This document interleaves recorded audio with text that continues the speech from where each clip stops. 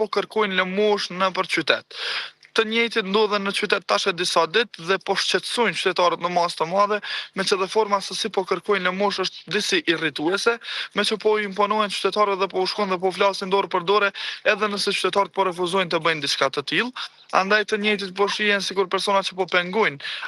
të gjithë qytetarët në përsheshin e Mitrovicës, dhe të njëjtit ndodhen të ndarë në 3 grupe duke kërkuar lëmosh në vende të ndryshme në qytet. Në lidhje me ta, autoritetet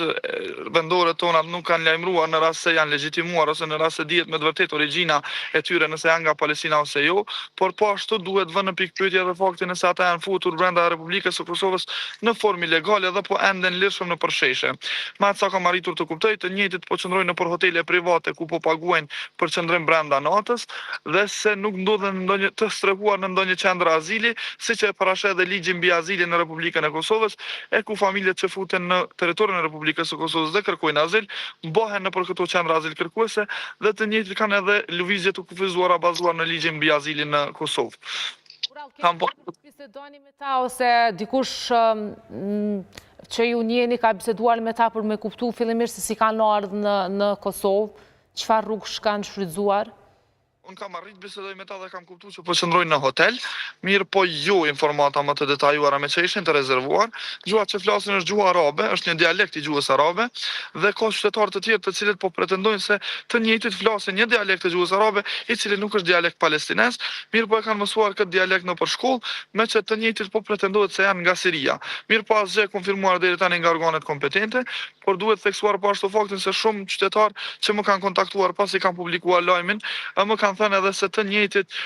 kanë ardhur nga Siria dhe jo nga Palestina dhe po keq përdorin çështjen e Palestinës, por po ashtu edhe se të njëjtit flasin vetëm një dialekt të gjuhës arabe që nuk përkon me gjuhën që flitet, pra me dialektin e gjuhës arabe që flitet në Palestinë, e që janë parë edhe në për qytete tjera të Kosovës. Pra nuk e kam të konfirmuar nëse janë po të njëjtit që janë parë në qytete tjera të Kosovës, por se familjet të ngjashme po shihen edhe në qytetet e tjera, e që të cilëve i është ofruar edhe vend pune, por të njëjtit thuhet se kanë refuzuar këto vende pune. Mirë po diçka tjetër që ka ndodhur pastaj gjatë mbrëmjes, ka qenë fakti se këto 3 familje janë përleshur në mesvetë dhe kanë nxjerrur edhe stup, si i themi ne në gjuhë popullore, pra kanë nxjerrur shkopinj për tu përpall dhe kanë shkaktuar kaos në qendrën e qytetit, pikërisht në hapësirën që ndodhet pas meje në sheshin e Mitrovicës.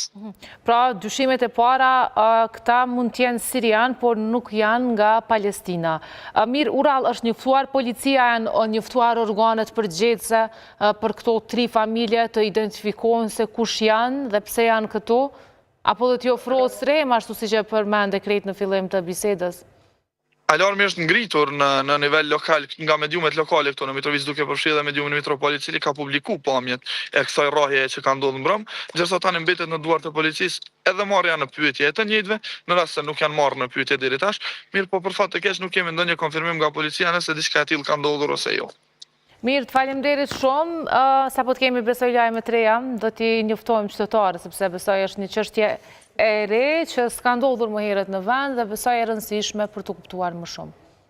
Faleminderit shumë edhe juve, e ne shihemi sërish nesër. Takohemi nesër, të urojmë një javë të mbarë.